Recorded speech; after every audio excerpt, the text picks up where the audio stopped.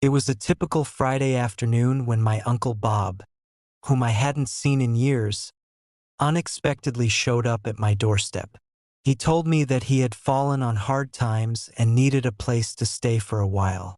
Being the kind and understanding person that I am, I didn't hesitate to invite him in and offer him a spare room in my house at first. Everything seemed normal.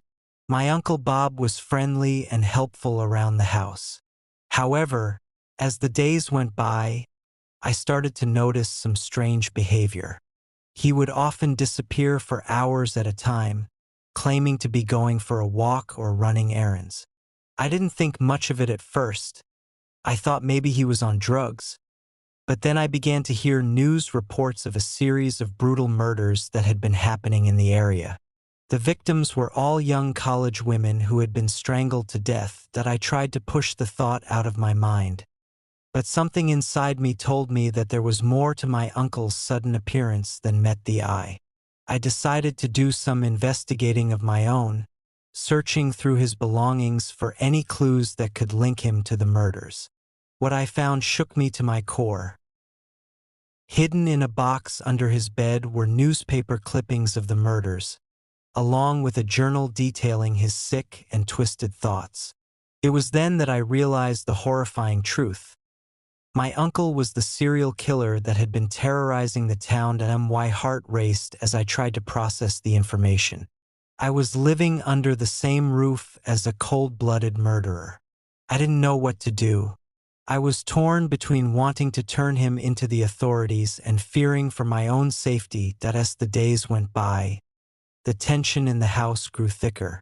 I avoided my Uncle Bob as much as possible, terrified of what he was capable of.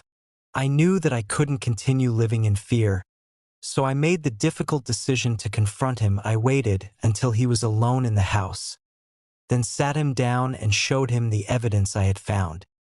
His face went pale, and for a moment, I saw a flicker of guilt in his eyes. But that quickly turned to rage as he lunged towards me. His true nature finally revealed, I managed to escape his grasp and frantically called the police. They arrived just in time to apprehend my Uncle Bob before he could harm me. As he was escorted away in handcuffs, I couldn't help but feel a mixture of relief and horror. Uncle Bob's court hearing happened about a year and a half later.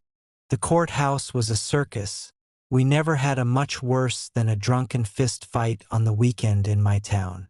After a very short trial, he was found guilty of 15 murders and was given the death penalty. Living with a serial killer had been the stuff of nightmares.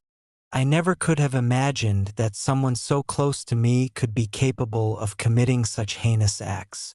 It was a chilling reminder that evil can lurk in the most unexpected of places, and it's a lesson I won't soon forget.